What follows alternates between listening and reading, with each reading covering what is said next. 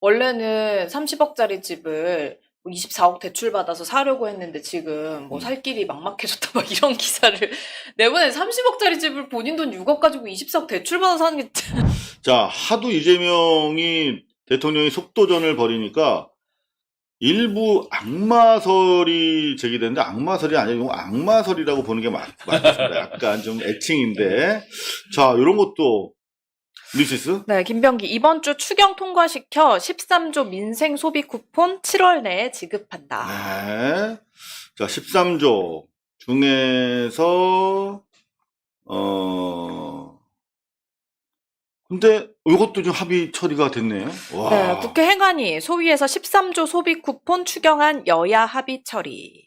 추경안을 야당이 합의해줬어요. 요것도 이제 엊그제 응. 야당에서 예결위를 무산시키면서 중간에 나가버렸잖아요. 상법뿐만 아니라 네. 추경안까지도. 네. 이게 이제 중간에 예결위를 나가버리니까 국민적 지탄이 쏟아진 거예요. 이재명 대통령께서 아주 중요한 말을 했죠. 경제는 타이밍이다. 다 쓰러져서 다 이미 엎어져서 회생할 힘이 없을 때 아무리 큰 돈을 부으면 뭐 하겠습니까? 오히려 더 큰 희생이 따르는 거죠. 타이밍인데 그러면 지금부터 예결위를 통과하고 다 해도 전산화 작업, 대상 분류 이런 것까지를 다 할까 되면 7월 말이나 돼야 이제 받을 동 말동 한 거잖아요. 서둘러야 된단 말이죠. 그렇지. 만약에 여기서 예결위 한두 번 이렇게 뭐 이탈하고 어긋났다 그러면 8월 달 넘어간단 말이에요. 8월 달 휴가철이잖아요. 막 소비를 진작할 수 있는 좋은 타이밍이잖아요. 7월에 최소한 맞아. 이걸 지급해 놔야 네네. 7, 8월에 집중적으로 쓰는 거죠. 맞습니다. 자, 지금 이번 주가 6월 국회인데 헷갈리실 수 있어요. 7월 4일까지 금요일까지가 6월 국회 일정이 계속됩니다. 그래서 이번 주 금요일 내로 이제 추경이 통과된다는 것이고 그렇게 되면 7월 내에 지급이 가능할 것으로 보이고 디지털 타임스에 따르면 네, 이재명표 지역화폐 6천억 추경안 통과, 행안위 소위 원안대로 처리. 네. 자, 지금 뭐 야당 입장에서 보면 속수무책으로 지금 끌려가고 있는 거예요. 그죠? 뭐 어떻게 어깃장을 부릴 수가 없습니다. 네. 좀 부동산 정책 관련해서도 오늘 뉴시스? 네, 이 대통령 부동산 대책에 약간의 혼선 혼란, 주택이 투기 수단되며 주거 불안정 초래.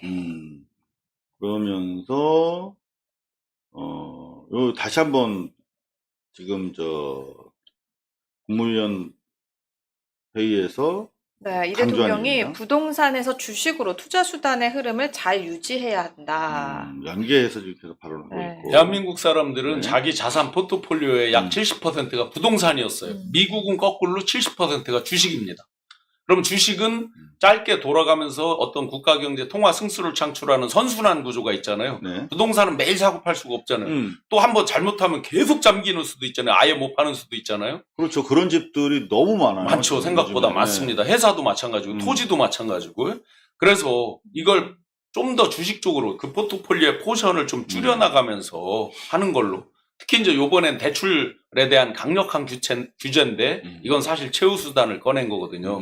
최후수단이라서 이게 무너지면 안 된다가 아니라 그만큼 불시에 강력한 의지를 표명한 거거든요. 정권 출범 시작 단계부터.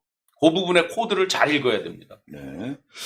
그 뭐 6억으로 딱 제한을 두니까 그러면 서민들은 어떻게 강남 가냐. 언론에서 그렇게 프레임을 갑자기 이상하게 나오죠. MZ세대는 내 집 마련하지 말란 말이냐. 그러니까. 요런 거 다 속지 마세요. 그리고 뭐 있었더라 또 뭐 흑수저.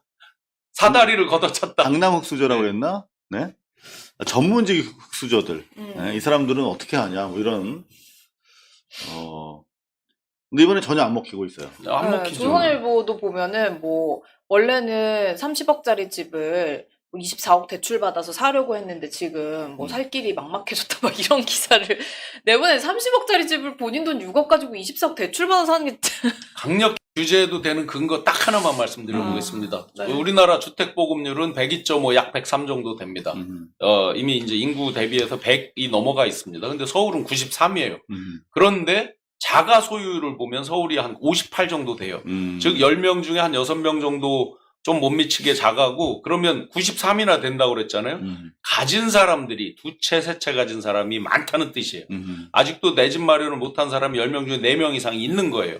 그래서 6억으로 강력히 대출 규제를 해서 투기적 수요를 막는 거. 요번에 대책에서 사람들이 주목을 덜하지만 6개월 내 실거주 의무가 있잖아요. 이게 강력한 거거든요. 네.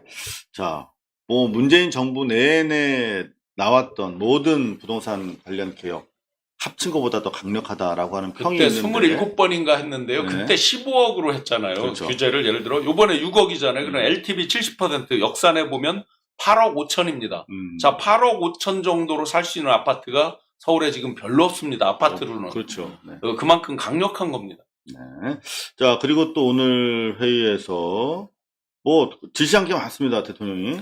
네, 국방부에 경기 북부 미군 반환 공여지 처리 방안 검토 지시했고요. 이것도 사실 부동산이랑 직결되는 거거든요. 네. 그러니까 이게 정말 좋은 땅들인데 여기에 뭐 아파트 같은 거 개발되면은 공급 측면에서 대단히 좋은 여건의 양질의 아파트가 나올 수 있는 동네거든요. 그리고 농림부에는 산불 진압에 국방부 헬기 동원 체계 만들어라. 여태까지 이게 안 됐단 말이야. 이런 것들도 아주 꼼꼼하게 지금 짚어지고 있습니다. 경기 북부가 산악 지역이 많잖아요. 근데 미군 부대가 있던 데들은 다 대표적으로 아파트 헬기라든지 헬기들이 내리는 데예요. 다. 그래서 상대적으로 약간 평야가 있고 그런 데가 많아요. 그럼요. 주택지로 굉장히 좋은 데가 많아요. 유일하게 동두천, 의정부 이런 데들이 가보시면은 산 사이에 아유 그냥 분지가 쫙 이렇게 확장돼 있는 근데 상당수 땅은 또 조선일보 땅이 좀 많습니다. 자, 그 이유에 대해서는 제가 이미 보도된 내용이 있으니까 한번 고발뉴스에서 찾아보시고요. 자, 이재명 대통령의 용인술과 관련해서도 뭐 중앙일보가 요새 아주 기사가 말랑말랑합니다. 단독. 네, 용산 파견 공무원에 잔류 불었다. 이 대통령식 용인술. 이게 뭔 얘기가 봤더니 요런 얘기라는 겁니다. 윤석열 정부 시기 각 부처에서 대통령실로 파견돼 근무하던 이른바 늘공에게 대통령실이 최근 잔류 의사를 물었다고 한다. 원래는 그냥 바로 일단 주홍 글씨 딱 등에다 찍어가지고 돌려보냈잖아. 네. 전 정권 사람. 근데 전 정권 인간들도 일 잘하면 오케이 잔류 의사 있어 그럼 너 남아.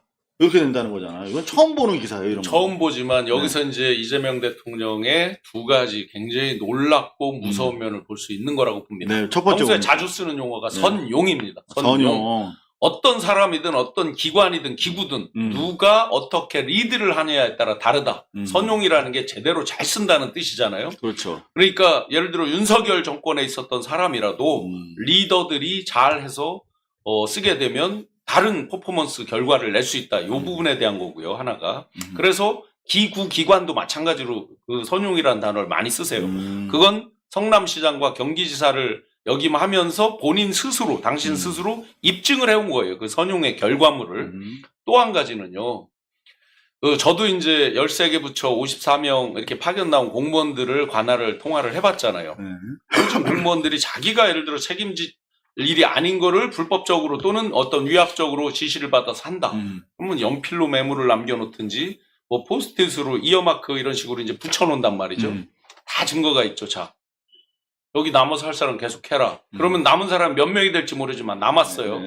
그럼 자기도 본능적으로 잘 보여서 승진하고 싶어 한 건 사람 본능이죠. 아니 더구나 그건 공무원들 욕할 수 없는 속성이죠. 거죠. 그게. 그렇죠. 그러면 나가 있으면요. 여기서 이제 다 나가버렸어요. 그러면 자기가 했던 일을 불법 지시든 뭐든 감추기에 급하죠. 그러겠지. 예, 특히나 내란과 관련돼 있다면 감추려고 그러죠. 근데 여기서 남아 하는 사람은 사실은요, 저기요, 제가 그때요, 이러이러해서 이러이러 어쩔 그 수 이제 없이 맥락을 다 알게 되면 무지하게 나올 겁니다. 이건 신의 한 수다. 야, 굉장히 무서운 그러네. 분이다.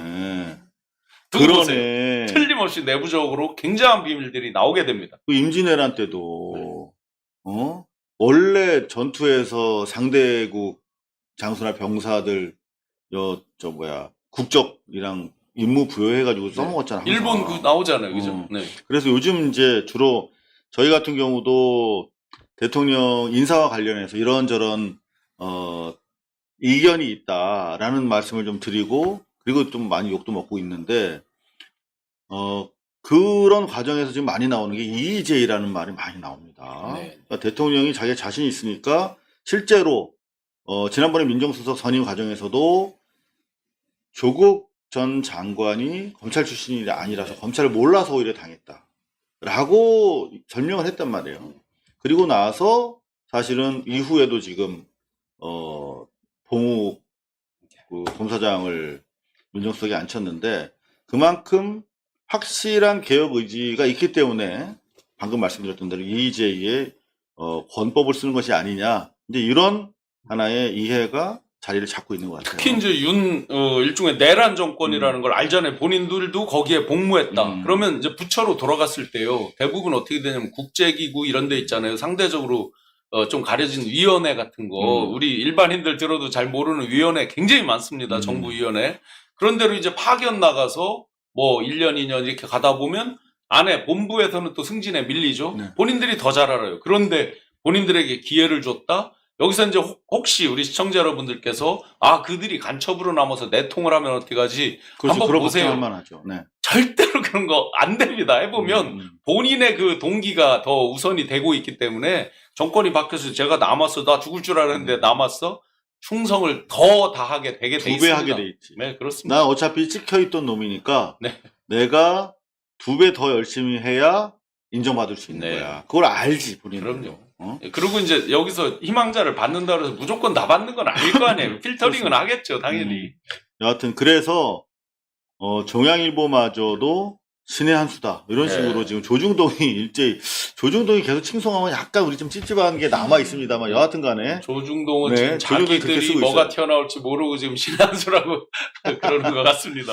자 미디어 오늘에서도 송미령 장관 유임과 타운홀 미팅으로 본 이재명 정부의 메시지. 지금 한 달을 이제 거의 채워가는데 그러면서 하나의 이제 스타일로서의 이재명 대통령의 통치 용인 술 뭐 이런 것들에 대한 분석 기사들이 많이 나오고 있는데 송미령 장관 같은 경우도 대표적인 케이스다.